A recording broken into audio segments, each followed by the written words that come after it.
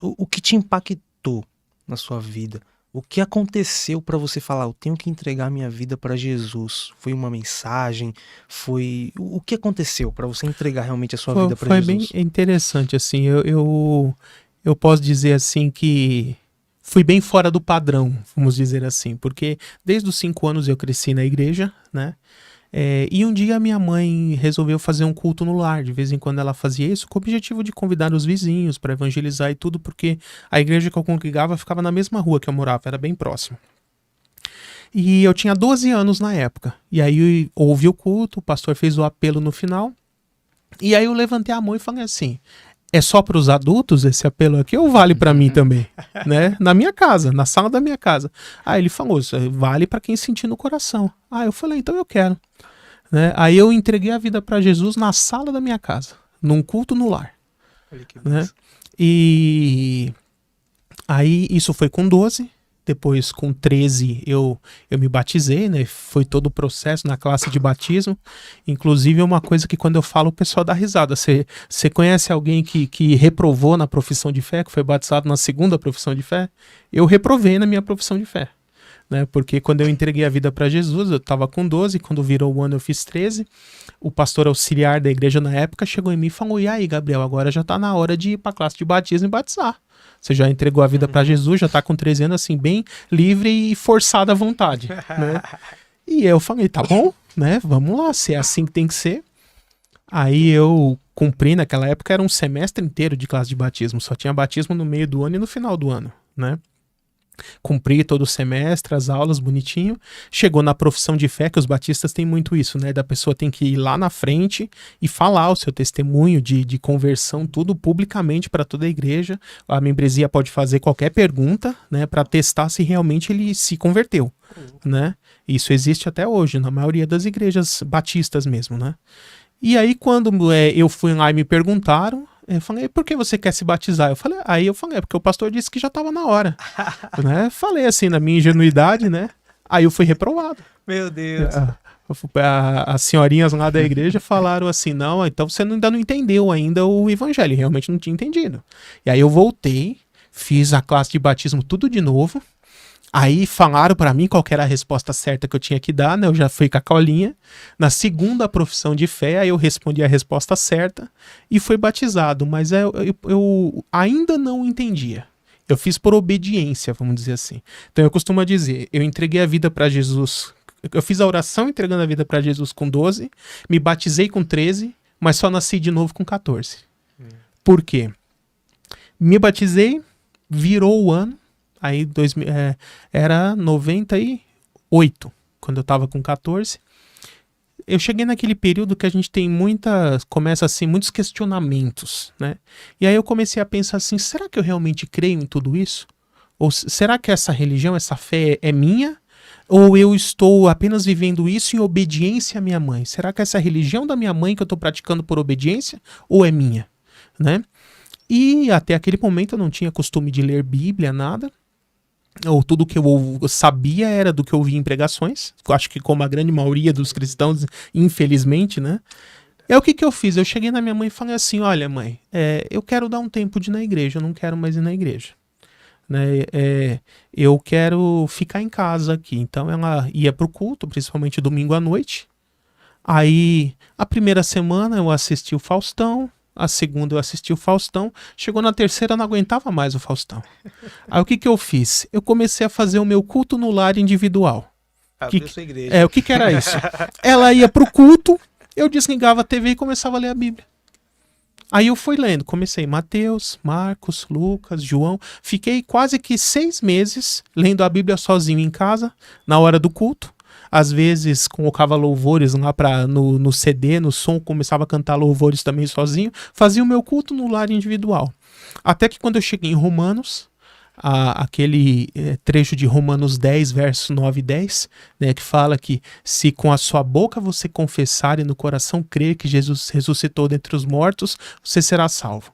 Né? Ali foi aquele momento que a palavra me tocou, que eu entendi o evangelho. E aí, na mesma sala que eu tinha entregado a vida, feito a oração 2 anos atrás, eu sozinho em casa, ajoelhei na sala e falei: não, agora é de verdade. agora eu vou entregar minha vida para Jesus, eu posso dizer que naquele dia que eu recebi o Espírito Santo e me tornei morada do Espírito Santo. E aí quando a minha mãe chegou do culto com a minha irmã, eu fui contar para ela.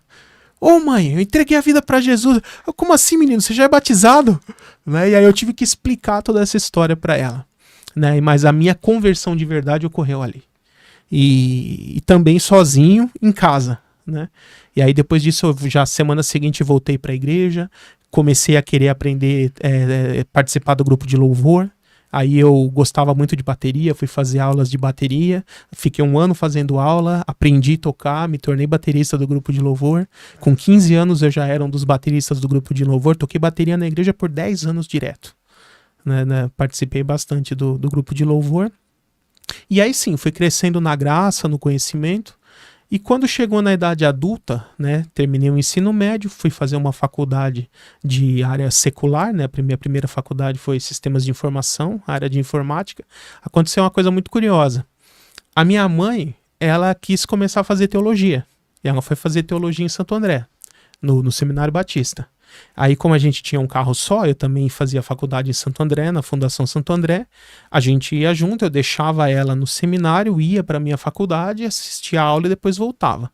Aconteceu de 1 ou 2 vezes o professor faltar e ficar com a aula vaga. Aí o que eu fiz? Eu voltava mais cedo e entrava de penetra lá na aula dela de teologia, para começar a assistir teologia. Nossa. E aí eu comecei a gostar tanto da teologia que eu não queria mais ir assistir aula na fundação. Então você já ouviu falar de alguém que cabulou a aula para ir assistir a aula de teologia? Eu fiz isso mais de uma vez. Eu pensava assim, assistindo aquela aula de programação, matemática, algoritmo, que aula chata, eu queria estar lá na teologia, eu vou embora. Eu saía e ia lá estudar teologia, né? Tanto que desde o 2º ano da faculdade eu já tinha essa certeza. Assim que eu me formar dessa faculdade, eu já vou emendar com uma faculdade de teologia. Né? Eu já tinha isso no meu coração.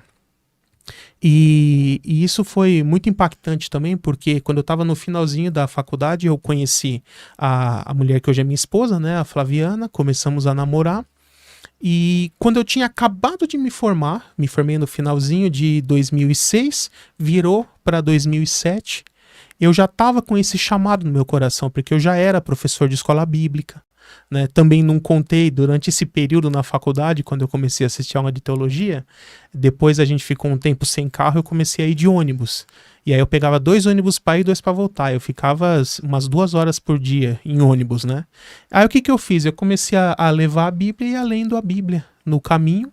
Aí eu li uma Almeida Revista Atualizada inteira, só em ônibus. Depois eu peguei uma Linguagem de Hoje inteira, só em ônibus. Depois eu peguei uma NVI, igual essa aqui, que eu ganhei, e também li inteira só em ônibus. Então, antes de começar a estudar teologia, nem sabia direito o que era teologia, eu já tinha lido a Bíblia inteira 3 vezes em 3 traduções. Né? Que aí eu precisava, eu quis assim, eu primeiro conhecer. E foi isso que me despertou para realmente querer estudar teologia. Eu primeiro conheci a Bíblia, e aí depois eu quis conhecer mais a fundo, né? E aí eu fui já com a minha namorada na época, a gente foi num culto que um colega nosso estava começando um trabalho e convidou a gente, e aí veio um pregador de fora, né? E eu já estava com isso no meu coração, de sentindo o chamado pastoral. Né? Só que eu estava indeciso se era para ser pastor, se era para ser professor, eu ainda não tinha isso muito claro no meu coração. E aí, eu lembro até hoje, eu estava num culto, isso foi um sábado, é o primeiro sábado de março de 2007, né? Comecinho do ano. O pregador pregou a mensagem, quando estava perto da mensagem acabar, eu nunca tinha feito isso, mas aí eu orei em pensamento falando assim, Senhor, se o Senhor realmente tem um chamado pastoral na minha vida, eu quero que o Senhor use esse homem aqui que está pregando hoje, nesse culto aqui, para me confirmar isso, sem que eu diga uma palavra. Meu Deus. Aí não deu 2 minutos de quando eu termino a oração. O pregador falou assim, ô jovem, se levante. E eu assim, fingindo que não era comigo, eu falei, não vou dar moleza não. Esse negócio de levanta qualquer um, não, vai ter que ser eu mesmo. Aí, parado, fingindo que não era comigo. Ô, jovem, levanta. E eu, nada. Tipo, eu falei que não vou fazer nada, não vou fazer nada mesmo. Aí ele pegou e falou assim, você... Ele falou, quer ver? Você, jovem, que tá ali, ó, com a calça bege, camisa branca, de óculos, você pode levantar, por favor? Né? Aí só tinha eu. Aí não tinha outro jeito. Aí eu levantei. Aí ele falou assim, você pediu uma confirmação de Deus. E Deus está me mostrando você gravando vários vídeos de aulas e de pregações. Então tenha certeza que Deus te chamou para ser pastor. Seu ministério vai ter ênfase no ensino, mas você também vai ser pastor. Aí eu falei, tá. Agora não tem mais o que dizer. Sabe a história do Gideão? Já tinha molhado só o algodão, já tinha secado só o algodão.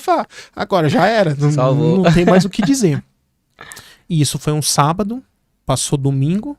Segunda-feira eu já estava entrando no ICP, no Instituto Cristão de Pesquisas, porque a primeira coisa que me veio em mente, Deus confirmou. Então agora eu preciso me capacitar o melhor que eu puder para quando chegar a hora de cumprir esse chamado eu estar pronto. E foi o que eu fiz. Já cheguei lá no ICP, me matriculei, e eu falei assim, eu quero... o curso é 4 anos, as 48 matérias, tal. Eu falei, não, é muito pouco, eu quero fazer mais rápido. Como é que eu faço para acelerar isso? Aí ele falou, bom, você pode fazer o curso... Porque assim, deixa eu explicar melhor. Quando eu fui me matricular, a turma já estava começando o 3º ano. Eram 12 módulos e eles estavam começando o 7º. Né? E aí eu queria entrar junto com a turma, que eu não queria esperar. Aí ele falou, mas como que você vai fazer? Eu falei, o curso tem EAD, não tem? Aí eu vou fazendo do módulo 1 ao 6 por a distância de casa, e em paralelo eu continuo junto com a turma do 7 para frente. Aí ele falou, mas você dá conta? Eu falei, não, Deus vai abençoar, eu vou dar conta. E aí ele, mas como é que você vai fazer para pagar? Aí eu já tinha recursos de 3 anos guardado na poupança. Falei, quanto que é o curso inteiro à vista? É X. Eu peguei na poupança, na época deu quase 4 mil reais. Isso em 2007. Nossa. Né? Aí eu peguei, paguei tudo, ele me entregou os módulos 1 a 6 na mão e falou, vai com Deus. E aí assim, 3, 4 horas por dia lendo, todo dia. Eu lembro até hoje que os meus módulos do ICP, eles têm tudo algumas marquinhas de gordura na página. Por quê? Eu passava o meu horário de almoço inteiro, todo dia, lendo. Então era assim, a minha marmitinha aqui, uma garfada no arroz, lendo. Uma garfada. Aí às vezes caía um arrozinho, um feijãozinho lá e ficou meio manchadinho, né? Mas Deus abençoou que em 2 anos eu consegui fazer o bacharel em teologia assim. EAD e presencial em paralelo, os dois juntos. Metade. História, hein? E aí em 2 anos já tinha me formado bacharel, né? E aí depois tem muitas outras coisas para contar, né? Mas o meu chamado pastoral, o que deu assim a certeza mesmo foi essa resposta que eu recebi naquele culto. É interessante que nunca mais eu fiz isso depois, de colocar Deus na parede, vamos dizer assim. Eu sempre fui contra isso. Mas naquele momento eu me senti fortemente impelido a fazer isso. Eu já estava 3 meses de dúvida, precisava tomar uma decisão, já tinha começado o ano letivo, eu falei, tem que ser agora. Né? E aí Deus respondeu. Então você vê que